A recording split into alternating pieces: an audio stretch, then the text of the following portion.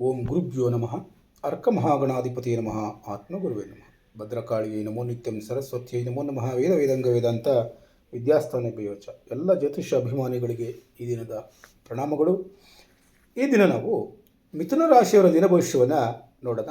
16/6/2026 ಮಂಗಳವಾರ, ದ್ವಿತೀಯ ತಿಥಿ, ಆರಿದ್ರ ನಕ್ಷತ್ರ, ಪುನರ್ವಸು ನಕ್ಷತ್ರ ಹಾಗೂ ವೃದ್ಧಿಯೋಗ ಇರುವಂತಹ ದಿನ.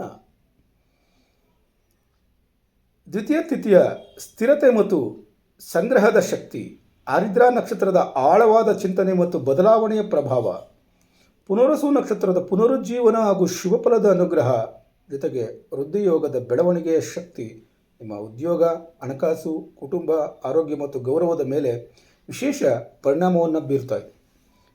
ಆದ್ದರಿಂದ ಯಾವ ಕ್ಷೇತ್ರದಲ್ಲಿ ನಮಗೆ ಲಾಭ ಉಂಟಾಗ್ತದೆ, ಯಾವ ವಿಚಾರದಲ್ಲಿ ಎಚ್ಚರಿಕೆಯಿಂದಿರಬೇಕು ಅನ್ನುವಂಥದ್ದನ್ನು ತಿಳಿದುಕೊಳ್ಳೋಣ ಬನ್ನಿ. ಈ ದಿನದ ಗ್ರಹ ಪ್ರಭಾವವನ್ನು ನೋಡೋದಾದರೆ, ಮಿಥುನ ರಾಶಿಯ ಅಧಿಪತಿ ಬುಧ ಗ್ರಹ. ಇದು ನಿಮ್ಮ ಬುದ್ಧಿಶಕ್ತಿ ಮತ್ತು ಮಾತಿನ ಕೌಶಲ್ಯ ಹಾಗೂ ಹೊಸ ವಿಚಾರಗಳ ಆಸಕ್ತಿ ಹೆಚ್ಚು ಪ್ರಭಾವ ಬೀರುತ್ತದೆ. ಆದ್ದರಿಂದ ಜ್ಯೋತಿಷ್ಯ, ಶಿಕ್ಷಣ, ಸಂವಹನ, ಬರವಣಿಗೆ ಕ್ಷೇತ್ರದಲ್ಲಿರುವಂಥವ್ರಿಗೆ ಉತ್ತಮ ಫಲಗಳು, ಹೊಸ ಪರಿಚಯಗಳಿಂದ ಲಾಭ ಉಂಟಾಗ್ತದೆ.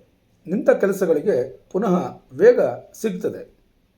ಆದರೆ ಮನಸ್ಸು ಅಸ್ಥಿರವಾಗಬಹುದು, ಹೆಚ್ಚು ಯೋಚನೆಗೆ ಗೊಂದಲ ತರಬಹುದು. ಆದ್ದರಿಂದ ಮನಸ್ಸನ್ನು ಶಾಂತವಾಗಿ ಇಟ್ಕೊಳ್ಳಿ. ಹೆಚ್ಚು ಯೋಚನೆಯನ್ನು ಮಾಡೋದಕ್ಕೆ ಹೋಗಬಾರ್ದು. ಗೊಂದಲಗಳಿದ್ದರೆ ಅದನ್ನು ಕಡಿಮೆ ಮಾಡಿಕೊಳ್ಳಿ. ಮುಖ್ಯವಾದಂಥ ಸೂಚನೆ ಅಂತಂದರೆ, ತಾಳ್ಮೆಯಿಂದ ತೆಗೆದ ನಿರ್ಧಾರ ಯಶಸ್ಸಿಗೆ ದಾರಿ ಮಾಡಿಕೊಡ್ತದೆ ಎನ್ನುವಂಥದ್ದನ್ನು ತಿಳ್ಕೊಳ್ಳಿ. ದ್ವಿತೀಯ ತಿಥಿಯ ಪ್ರಭಾವ ಇರೋದ್ರಿಂದ ಧನ ಸಂಗ್ರಹಕ್ಕೆ ಅನುಕೂಲ ಉಂಟಾಗ್ತದೆ, ಕುಟುಂಬದ ಬೆಂಬಲ ದೊರೆಯುತ್ತದೆ, ಹೊಸ ಕೆಲಸಗಳಿಗೆ ಸ್ಥಿರತೆ ಎನ್ನುವಂಥದ್ದು ಲಭ್ಯವಾಗ್ತದೆ. ಹಣಕಾಸಿನ ಯೋಜನೆ ಮಾಡಲು ಒಳ್ಳೆಯ ದಿನ ಇದಾಗಿರ್ತದೆ. ಕುಟುಂಬದೊಂದಿಗೆ ಶುಭ ಮಾತುಕತೆ ಎನ್ನುವಂಥದ್ದು ಲಭ್ಯವಾಗ್ತದೆ. ಉಳಿವಿನ ಬಗ್ಗೆ ಚಿಂತನೆ ಹೆಚ್ಚಾಗ್ತದೆ. ಆರಿದ್ರ ನಕ್ಷತ್ರದ ಪ್ರಭಾವ ಇರೋದರಿಂದ ಬದಲಾವಣೆ, ಹಳೆಯ ಸಮಸ್ಯೆಗಳಿಗೆ ಪರಿಹಾರ, ಆಳವಾದ ಚಿಂತನೆ ಎನ್ನುವಂಥದ್ದು ಲಭ್ಯವಾಗ್ತದೆ.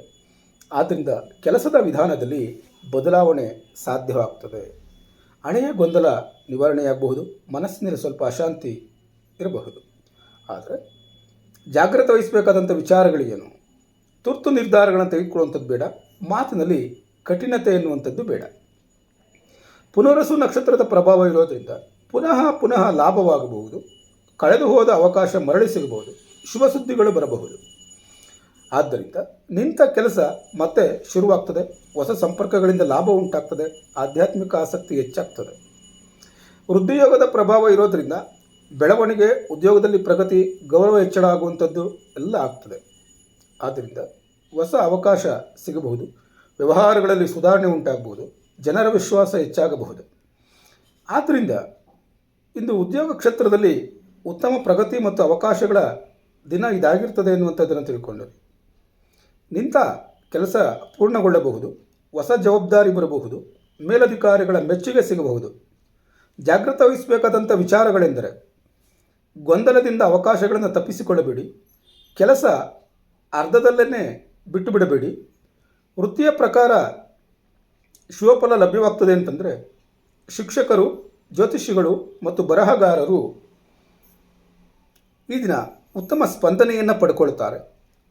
ಉತ್ತಮ ಪ್ರತಿಫಲವನ್ನು ಪಡ್ಕೊಳ್ತಾರೆ. ಹೊಸ ಜನರ ಸಂಪರ್ಕವನ್ನು ಪಡ್ಕೊಳ್ತಾರೆ. ವ್ಯಾಪಾರ ಮತ್ತು ಮಾಧ್ಯಮ ಕ್ಷೇತ್ರದಲ್ಲಿರುವಂಥವ್ರಿಗೆ ಹೊಸ ಅವಕಾಶಗಳು ಲಭ್ಯವಾಗ್ತದೆ. ಲಾಭದ ಸೂಚನೆ ಬರೋ ಸಾಧ್ಯತೆಗಳಿರ್ತದೆ. ಇನ್ನು ವ್ಯವಹಾರಗಳನ್ನು ಮಾಡ್ತಾ ಇರುವಂಥವ್ರಿಗೆ, ಬಿಸ್ನೆಸ್ ಮಾಡ್ತಾ ಇರುವಂಥವ್ರಿಗೆ ಹೊಸ ಸಂಪರ್ಕ ಮತ್ತು ಬುದ್ಧಿವಂತಿಕೆಯಿಂದ ಲಾಭ ಉಂಟಾಗ್ತದೆ. ಈ ದಿನ ಯಾವ ಕ್ಷೇತ್ರಗಳಿಗೆ ಅನುಕೂಲ ಉಂಟಾಗ್ತದೆ ಎನ್ನುವಂಥದ್ದನ್ನು ನೋಡೋದಾದರೆ, ಜ್ಯೋತಿಷ್ಯ ಸಲಹೆ ಮಾಡುವಂಥವ್ರಿಗೆ, ವಾಸ್ತು ಕ್ಷೇತ್ರದಲ್ಲಿರುವಂಥವ್ರಿಗೆ, ಶಿಕ್ಷಣ ಮತ್ತು ತರಬೇತಿ ಕ್ಷೇತ್ರದಲ್ಲಿರುವಂಥವ್ರಿಗೆ, ಮಾಧ್ಯಮ ಕ್ಷೇತ್ರದಲ್ಲಿರುವಂಥವ್ರಿಗೆ, ಬರವಣಿಗೆ ಕ್ಷೇತ್ರದಲ್ಲಿರುವಂಥವ್ರಿಗೆ, ಆನ್ಲೈನ್ ಬಿಸ್ನೆಸ್ ಮಾಡುವಂಥವ್ರಿಗೆ ಅನುಕೂಲಕರವಾದಂಥ ವಾತಾವರಣ ಇದೆ ಎನ್ನುವಂಥದ್ದು. ಹಣಕಾಸಿನ ವಿಚಾರದಲ್ಲಿ ಧನದ ಲಾಭದ ಸೂಚನೆ ಇದೆ. ಆದರೆ ತುರ್ತಾಗಿ ಬರುವಂಥ ಖರ್ಚು ವೆಚ್ಚಗಳನ್ನು ತಪ್ಪಿಸಬೇಕಾದದ್ದು ನಿಮ್ಮ ಜವಾಬ್ದಾರಿ. ಕುಟುಂಬ ಮತ್ತು ಸಂಬಂಧಗಳ ಬಗ್ಗೆ ನೋಡೋದಾದರೆ, ಕುಟುಂಬದಲ್ಲಿ ಸಹಕಾರ ಅನ್ನುವಂಥದ್ದು ಲಭ್ಯವಾಗ್ತದೆ. ಸಂಬಂಧಗಳಲ್ಲಿ ಸುಧಾರಣೆ ಅನ್ನುವಂಥದ್ದು ಉಂಟಾಗ್ತದೆ. ಆದರೆ ಮಾತಿನ ತಪ್ಪು ಅರ್ಥೈಸುವಿಕೆ ಬರದಂತೆ ನೋಡಿಕೊಳ್ಳಿ.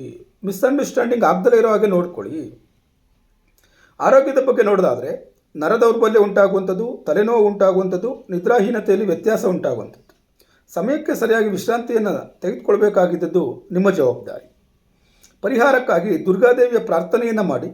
ಕೊನೆಗೊಂದು ಕಿವಿಮಾತು: ಬುದ್ಧಿವಂತಿಕೆ, ತಾಳ್ಮೆ ಮತ್ತು ಸರಿಯಾದ ನಿರ್ಧಾರಗಳಿಂದ ನಡೆದುಕೊಂಡರೆ ಬೆಳವಣಿಗೆ, ಲಾಭ ಮತ್ತು ಗೌರವ ದೊರೆಯುವ ಉತ್ತಮ ದಿನ ಇದಾಗಿರ್ತದೆ ಎನ್ನುವಂಥದ್ದನ್ನು ತಿಳ್ಕೊಂಡಿರಿ. ಆತ್ಮೀಯರೇ, ಈ ದಿನಭವಿಷ್ಯ ನಿಮಗೆ ಉಪಯೋಗವಾಗಿದ್ದರೆ ತಪ್ಪದೆ ಚಾನಲನ್ನು ಸಬ್ಸ್ಕ್ರೈಬ್ ಮಾಡಿ, ಲೈಕ್ ಮಾಡಿ, ಶೇರ್ ಮಾಡಿ. ನಾಳೆಯ ದಿನಭವಿಷ್ಯದೊಂದಿಗೆ ಮತ್ತೆ ಭೇಟಿಯಾಗೋಣ. ಧನ್ಯವಾದಗಳು.